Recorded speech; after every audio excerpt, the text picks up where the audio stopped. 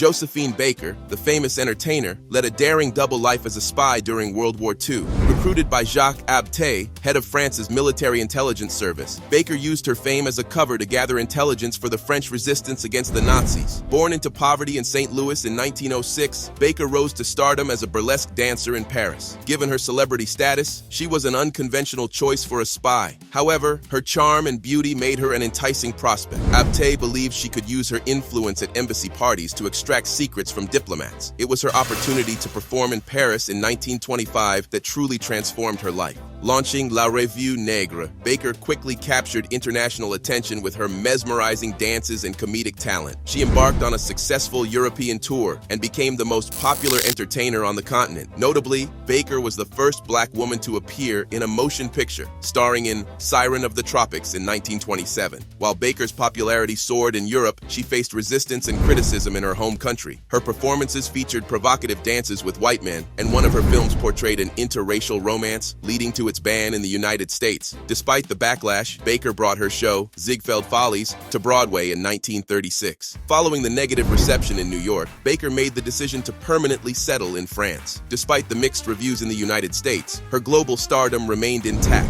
a fact that would prove beneficial to the Allies during World War II. Driven by her love for France, her adopted country, and her fierce opposition to discrimination, Baker agreed to spy. She attended diplomatic parties at the Italian and Japanese embassies, fearlessly writing notes on her hand and arms to remember what she overheard. She also carried secret photographs and information about German troop movements hidden in her dress and sheet music. During the German occupation of Paris, Baker sheltered refugees and members of the French resistance in her new home. In November 1940, she smuggled documents to General Charles de Gaulle and the Free French government in exile. With the spotlight on Baker, Abté could travel unnoticed as her secretary. Baker also utilized her genuine health issues as an opportunity to leave Axis-controlled Europe and entertain the Free French and other Allied troops in North Africa. In recognition of her wartime contributions, she received prestigious accolades such as the Croix de Guerre, the Rosette de la Résistance, and was personally knighted by General Charles de Gaulle as a member of the Legion of Honor. After the war, Baker continued to captivate audiences worldwide